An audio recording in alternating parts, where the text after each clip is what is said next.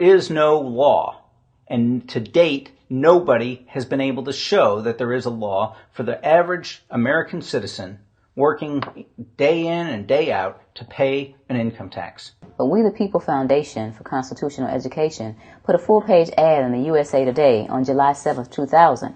And within the body of that ad was a $50,000 challenge for anyone that could show the law. And to me, $50,000 is a lot of money. So I went after that and did the research based on the fact that I thought, let's put this baby to bed. I'm hearing all these rumors. I'm going to kill two birds with one stone. I'll answer these people's questions that are asking me, and then I'll win this $50,000. And, based on the research that I did throughout the year 2000 and that I'm still doing, I have not found that law. I've asked Congress. We've asked a lot of people in the IRS commissioners, helpers.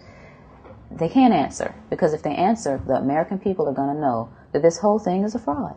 There is no law that requires the average American worker in the private sector to pay a direct, unapportioned tax on their labor and compensation for services. There is no law. I really expected that, of course there's a law that you can point to in the law book, the code, that requires you to file a tax return. Of course there is.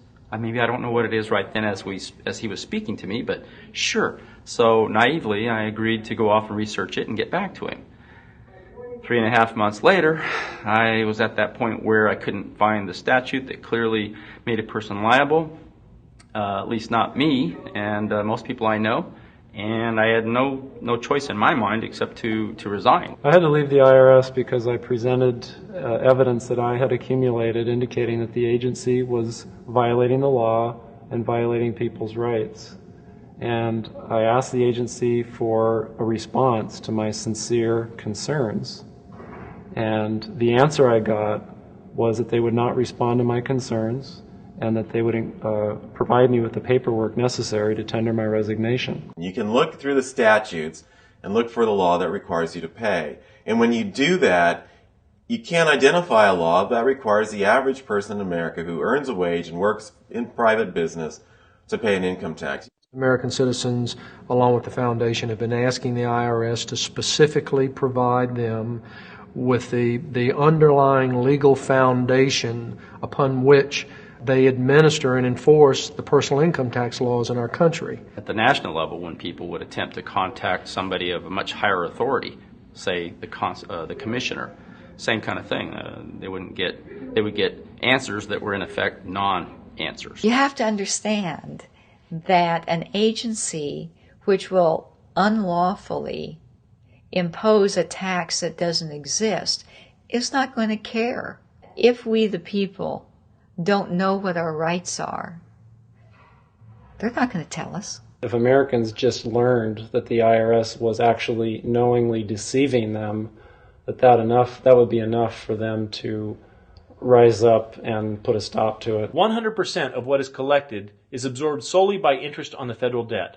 All individual income tax revenues are gone before 1 nickel is spent on the services taxpayers expect from government. People have been told, that you need this income tax system to fund government, which is absolutely ridiculous.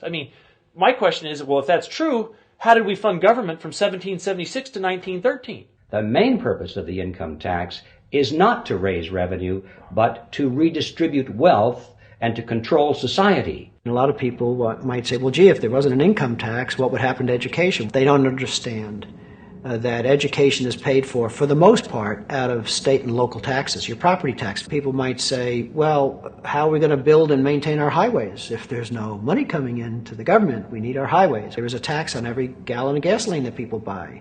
Proceeds from the income tax do not pay for highway construction. I believe that in both spirit and substance, our tax system has come to be un-American. Death and taxes may be inevitable, but unjust taxes are not. This small booklet includes the Constitution of the United States, the Bill of Rights, the Declaration of Independence. This is a document that every citizen should read. It's a document which freed an entire nation. This is the Internal Revenue Code, and this document and the unlawful application of this document by the Internal Revenue Service has enslaved the nation that this document attempted to free.